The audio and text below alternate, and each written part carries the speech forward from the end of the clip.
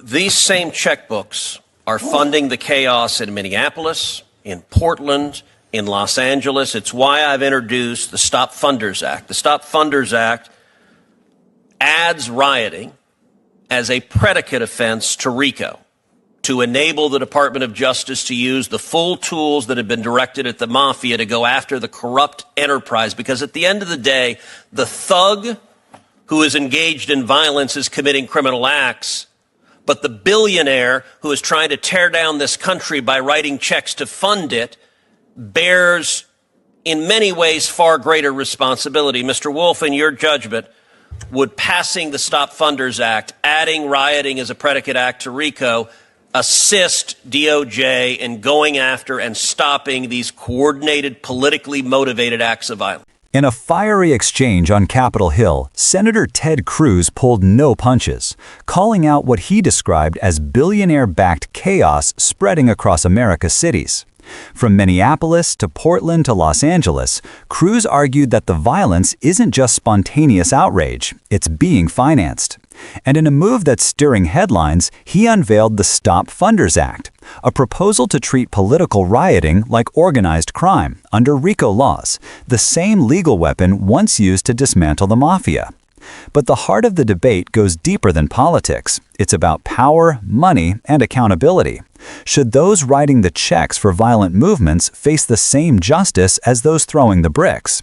Welcome to Behind the Podium, where we uncover the moments in Washington that shape America's future, one hearing at a time.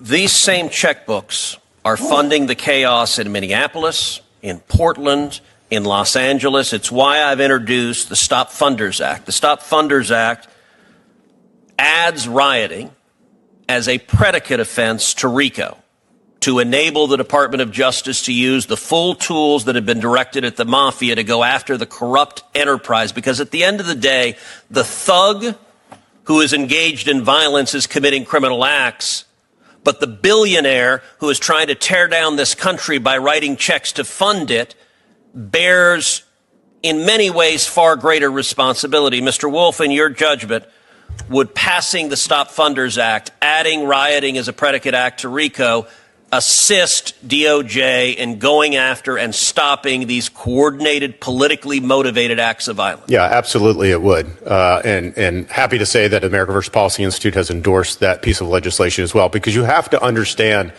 where they're getting their finance, where they're getting their backing. And if you can't use the resources that the Department of Justice should be using, it's going to make it very difficult. In 2020, we simply ran out of time before we left office in 21. It's my understanding the Department of Justice and FBI are looking into this financing. So giving them additional quivers in their bag, I think would be very good. The debate around the Stop Funders Act doesn't just sit within the walls of the U.S. Senate. It echoes through the very heart of America's struggle with power, justice, and truth. At its core lies a question that cuts deeper than law or politics. Who bears responsibility when chaos becomes currency? For decades, America's protests have been painted as expressions of democracy, voices rising from the streets when institutions fail to listen. But in recent years, those same streets have seen fire, violence, and destruction that blur the line between righteous anger and orchestrated anarchy. The chaos that once seemed organic now appears, to some, disturbingly deliberate. Funded, organized, and directed not by the downtrodden, but by those with the wealth to stay untouched by the flames they ignite. The Stop Funders Act seeks to pull back that curtain. It's an attempt to treat the financing of riots with the same legal force once reserved for organized crime, the mafia, drug cartels, and syndicates that used money to corrupt justice from within. But here's the twist. This time, the proposed target isn't the underworld, it's the overworld. The boardrooms, foundations, and philanthropic empires that, according to some lawmakers, hide ideological warfare behind humanitarian slogans. This is where the conversation gets uncomfortable. Because for every politician demanding accountability for those who bankroll destruction, there's another warning that such laws could be used to criminalize dissent. That's the tension of modern America. Every attempt to restore order risks being painted as a suppression of freedom. Every cry for justice becomes a mirror reflecting the nation's deepest contradictions. Supporters of the Stop Funders Act argue that this is no longer about free speech. They say the time for pretending that all protests are peaceful has long passed. To them, America is facing something new, a coordinated network of funding and organization aimed at breaking down trust in institutions, undermining the police, destabilizing communities, and fueling division. They believe money has become the silent accelerant, the unseen hand that transforms a spark of outrage into a wildfire of destruction. But critics push back. They warn that laws like this could become political weapons, aimed not at justice but at ideology. They ask, who decides which movements are riots and which are protests? Who defines the line between passionate activism and criminal conspiracy? And once the government has the power to treat social movements like organized crime, what stops it from turning that power on anyone who challenges the status quo? These are not theoretical questions. They touch on the same fears that have haunted America since its founding. Fears of power abused, of voices silenced, of freedom traded for order. In this sense, the Stop Funders Act is more than a bill. It's a mirror, forcing the nation to look at its own reflection and decide what it sees. When Senator Cruz spoke of billionaire checkbooks funding chaos, he wasn't just describing street violence. He was describing a network of influence that, if proven true, redefines how America understands accountability. Because if money can manipulate outrage, if donations can destabilize cities, then freedom itself becomes a product, something to be bought, packaged, and weaponized. And yet, beneath all the noise of politics, the moral question remains hauntingly simple. Should those who fund destruction bear responsibility for what their money unleashes?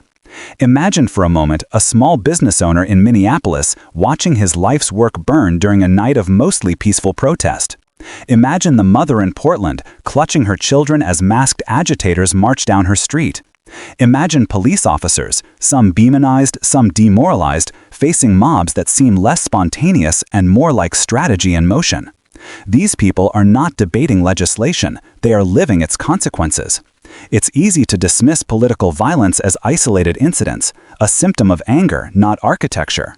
But as evidence mounts of coordination, communication, and funding behind certain movements, the idea of grassroots begins to wilt. Money moves silently. It doesn't chant slogans, it doesn't break windows, it just enables those who do. The Stop Funders Act is built on one premise, that behind every violent movement lies an infrastructure, a supply chain of ideology, logistics, and money. By adding rioting to RICO's list of predicate offenses, the law would give the Department of Justice a powerful new tool to follow that money trail wherever it leads. To seize assets, freeze accounts, and indict not just the foot soldiers of chaos, but their financiers. But there's a reason RICO laws have always been controversial. When first introduced in the 1970s, they were meant to dismantle the mafia, a clear-cut enemy with guns, rackets, and blood on their hands. Today's battlefield is more abstract.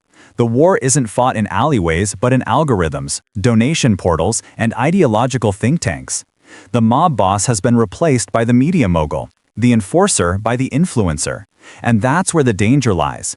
Expanding RICO could mean targeting real criminals, or it could mean criminalizing dissent. The same tool used to protect democracy could one day be used to suppress it. History is filled with moments when governments, in the name of justice, reached too far. The Patriot Act after 9/11, the surveillance programs that followed. Each began with noble intentions and ended in moral gray zones. So the question isn't just whether the Stop Funders Act can stop chaos, it's whether it can do so without becoming a weapon of its own. America's divide today isn't merely left versus right, or protest versus law and order. It's between two competing visions of accountability. One side believes accountability means holding financiers of violence to the same standard as the violent themselves. The other believes accountability means protecting the right to dissent, even when that dissent turns uncomfortable, even when it challenges the system itself. The truth seeker's dilemma lies in the middle, acknowledging that both can be true. Yes, free speech is sacred, but funding violence is not. Yes, dissent drives democracy, but destruction erodes it. The challenge is writing laws that can tell the difference. In that sense, the Stop Funders Act isn't just about rioters and billionaires. It's about the soul of the republic. Because if America cannot define what it stands against, how can it stand at all? Let's go deeper. Follow the money. Every protest has costs: transport, logistics, supplies, bail funds, legal defense networks. None of these things appear out of thin air. The same infrastructure that enables peaceful activism can, in the wrong hands, enable chaos. That's why the question of intent matters. Are donors supporting justice or disorder? Are they financing reform or rebellion? In 2020, the world watched as city after city descended into unrest. Billions in property damage, dozens of lives lost, entire neighborhoods scarred. Some called it the price of progress, others called it the collapse of order. But beyond the footage of burning cars and shouting crowds, few stopped to ask who was paying for it all. That's where this debate becomes more than ideology. It becomes forensic. It demands evidence, tracing transactions, peeling back nonprofit networks and shell foundations to see what lies beneath. The truth may unsettle both sides, because political funding, whether left or right, has long been a game of influence, sometimes noble, often strategic, occasionally destructive. For lawmakers like Senator Cruz, the Stop Funders Act is a way to end what he calls a two-tiered system of justice, where those with power and connections can bankroll chaos without consequence. But his critics see something else, a chilling precedent where financial support for controversial causes could become a criminal act. And therein lies the paradox. Justice must be blind but not naive. Freedom must be protected but not exploited. A free society must allow protest yet defend itself against manipulation. That's a line as thin as it is sacred, and it's where the future of American democracy may be decided. If the Stop Funders Act becomes law, it could reshape how the nation views activism itself. The age of no questions asked donations to political movements could end. Nonprofits might face scrutiny like never before. Wealthy donors could think twice before funding groups that blur the line between activism and anarchy. Some would call it justice, others would call it fear. But maybe that fear is what accountability feels like. For too long, both political extremes have thrived in chaos, feeding off division, outrage, and the illusion that violence can somehow purify a broken system. In reality, it only deepens the fractures. Every window smashed, every fire lit, every police car overturned.